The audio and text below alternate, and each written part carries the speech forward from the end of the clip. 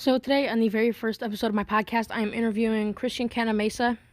Now, Christian Cantamesa is an Italian-American writer. He's a director and a video game creator, best known as lead designer and co-writer of Red Dead Redemption and the Manhunt series, level designer on Grand Theft Auto San Andreas, and writer of Middle-earth: Shadow of Mordor. So, enjoy this interview. This is about halfway through the interview after we're talking about GTA 3. Okay, let's talk about Manhunt. But before that, let's talk a little bit more about GTA 3 because if I'm not mistaken, you worked on the camera placement for the cars in GTA 3. So there was some filmatic cameras, and I think you had the ideas there. At least you were working on it, and that was really new at the time, right? Yeah, it was me and another programmer that was doing all the camera work for the characters and the camera that kind of when they were talking about the French Connection and Right. all those movies, and kind of that's where that idea came from. I'm not gonna take credit for that, but it's something that I share. It's a tiny experience that that I had with that team that it makes me happy because I'm a visual storyteller. I love whenever you can help tell a story with images, and I love the fact that just a button press that probably was nothing at the time Right. was was a way for the players to actually feel like they were a little bit into their movie. Later on in another GTA game, I ended up doing something a little similar, which was the camera to take pictures with. In San Andreas, I coded that and I did that. And again, it was one of those things that we thought nothing of it, and now every game has a take a snapshot feature. Yeah. So for me, it was fun to be able to sometimes in these games like play with the camera and some of the things that I had learned. But then of course in a GTA game is such a global project. A lot of you throw an idea in there and then it travels like it's like a life. It's like an organism. You throw something in there and then it goes around and it grows into an idea. Okay, now let's talk about Manhunt. You're the game director. Where did you get the idea for Manhunt? It's a little bit out there. It's creative, especially at the time of its release.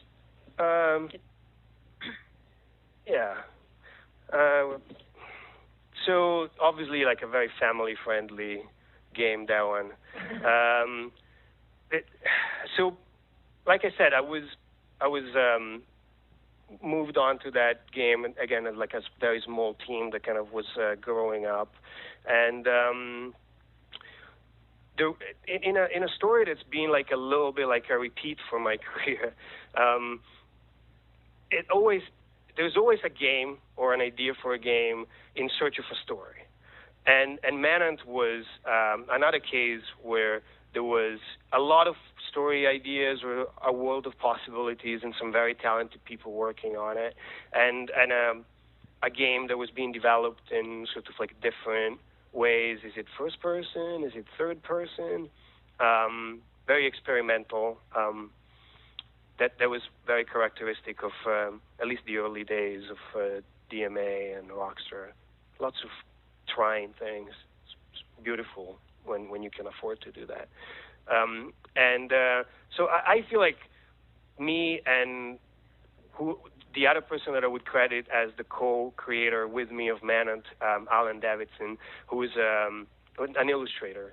It really is like a comic book illustrator. It's like Frank Miller in a way. It's this very dark graphic style, and we were trying to work together on what the story for this game, where you're basically being chased, could be, and you're hiding and you're being chased. And Sam Hauser, the president of the company, really wanted to make a horror game. In fact, he told me, Christian, I want to make a horror game, but where there's no zombies, no vampires, no monsters, none of that stuff. Just make it scary. Yeah, easy. And then I think that Alan and I were talking, and he was drawing stuff, and he drew this underpass with the player running away, but you can't see him. We can only see like his shadow or slower part of his body, and there's these shadows of the people chasing him. And when I saw that image, I immediately thought of A Clockwork Orange, and I thought, hey, wouldn't it be scary if you were the bum, like the homeless guy that gets beaten up by this gang, and you're in that role. And I think that that was the origin of the idea, because after that we started kind of riffing off that, sort of like you being hunted by a gang, and I came up with a backstory for the protagonist and made him a serial killer, because that's what you do when you're in your 20s and you're writing scary stories. And yeah, so it went from there. And then the snuff movie thing, just I wrote the first draft of the screenplay, and we needed to put everything together, to put all these different emotions that would come up together. And again, I think talking to Alan, it's like, why isn't this like a snuff film? Like we kind of saw The Running Man, and we were like, we don't want to do The Running Man. We don't want to do the 80s Arnold Schwarzenegger running away. What's the twisted version of that? Oh, somebody's making a snuff movie and filming you while you're getting killed. Perfect.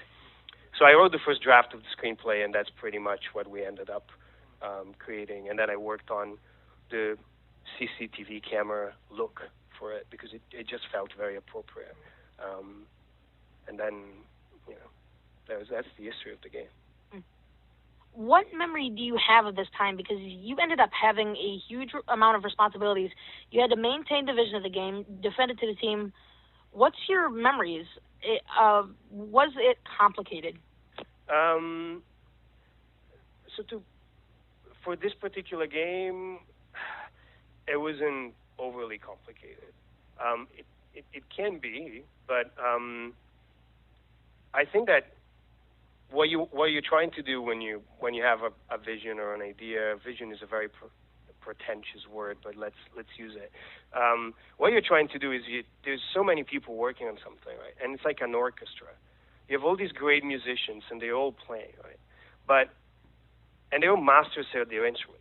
But the guy that's sitting over here with the viola, and the guy sitting here lead violin, they can't hear each other, and they can barely hear themselves, and you actually don't want them to pay attention to the full orchestra. It's just impossible. So your job becomes kind of taking a step back and making sure that everybody's playing the same song. And so with that analogy in mind, I felt like leading the charge for a game where there's so many people that are outstanding in what they do, you end up not wanting to tell them what to do as much as freeing them to do what they're great at, and just trying to tell them, hey, this is the song we're playing. Let's jam together, but don't worry about hearing the guy over there. Just follow the tune and do the best you can. So I have to use an analogy, but that's kind of what it feels like. That's interesting, because I looked at a lot of interviews getting this one ready, and I saw Leslie Benzies. I read Leslie Benzies, and he talks about when making a Rockstar game, they all said it was kind of like having a rock band and trying to find a way to get all the players to play together. So it's interesting that you have that same analogy, just from the same family. Now, on Manhunt, were you ever afraid of going too far in the violence? Did you ever think, no, okay, it's violent, but we have to go for it anyway? I don't think we approached it with the idea of making a game that would be banned in a couple of countries, and let's meter the violence so that we can get the most bang for the buck. I think the game was actually Manhunt and Manhunt 2, but primarily Manhunt. It was a game about violence in our culture today, and in video games in particular, and it was almost a contemplation of violence. We were trying to say something about violence, and we were trying to say something about the role of the player and the role of the game makers in creating the violence. And that's why we have a voice of a director who's literally the director of the game, telling you, you could do this or you could do that. and mostly the things that he's asking you to do are vile and violent, and they're like for his gratification and the gratification of his audience, but you don't have to do it. And we put a violence meter in the kills so that if you wanted to just get the job done or not even kill people, you could. And the lowest, quickest level of kills are actually not overly graphic. And then the longer you hold the button, the more graphic the deaths become, and actually the riskier it becomes for you to kind of perform it. And of course, everybody's going for the deadliest. And so we were thinking, what does that mean to people? What does that mean when you're playing the game? Are you going to be saying this is a violent game, or are you going to be saying I'm a violent person because I'm playing the game in this way?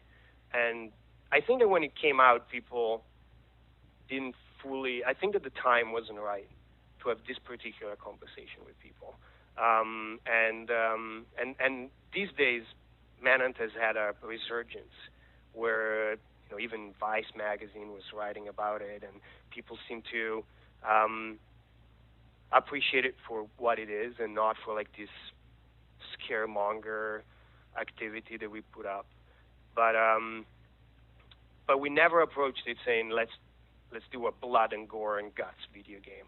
If anything, we approached it by saying let's do like one of those horror movie type stories, like a Video Nasty that you could rent in a cheap sort of video store with those thrills and those scares, and let's make a game that kind of transports you to that sort of atmosphere. And Rockstar is all about choice. It's all about player choice. So for Manhunt was the same. That's very interesting because Rockstar games were always called excessive to violence. But I think the violence makes sense. What do you think about this debate on gratuitous violence in the Rockstar games? And if I agree with you that the violence tells a story or has something to do with the story, so that was important. So what do you think about that?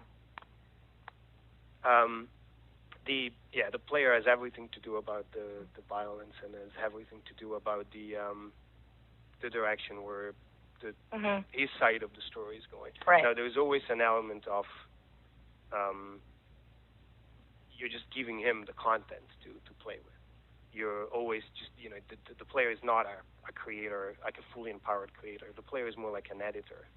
You give editor of a film, right? You give the editor a bunch of strips of film, and he can do great things with these strips of film. Can take Darth Vader and make it into a Star Wars Darth Vader moment and turn it into a comedy, or you can take comedy and turn it into horror. You just go on YouTube and you can see a lot of that. That's the power of editing.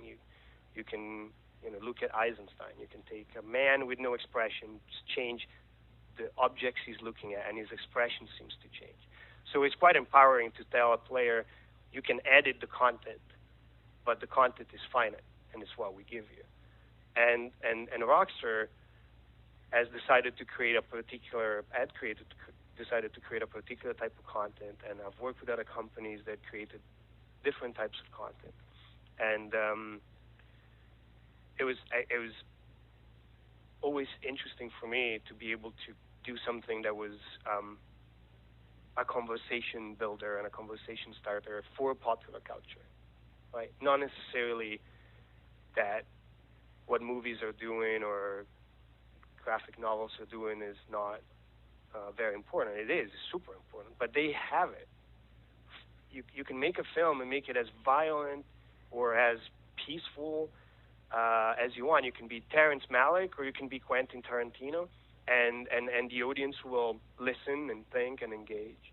Same with a graphic novel. You can be Frank Miller and you can do Watchmen, or you can do Superman, and the audience will listen. And games, for a very long time, especially at the time when Rockstar broke onto the scene, weren't part of the conversation. They weren't sitting at the grown-up table. They were sitting at the kid table over there. The grown-up were eating the meal, and the games were eating pancakes over here. And I feel like it took effort, and it took effort from a company like Rockstar to sit at the grown-up table and have a serious conversation about games. And violence was one of the elements that allowed that conversation to happen. It sounds crazy, but it was one of the catalysts, and the maturity with which some of these games treated violence as opposed to gratuitous, and because despite what the media said at the time, none of these games had gratuitous, terrible violence. There were other games that had it, but those games haven't passed the test of time. Right, I completely agree with you on that. All right, that's all the time we have. This is Joe Mill and Christian Cantamesa, and thank you for listening to the very first episode of my podcast, and have a good day. All right, so.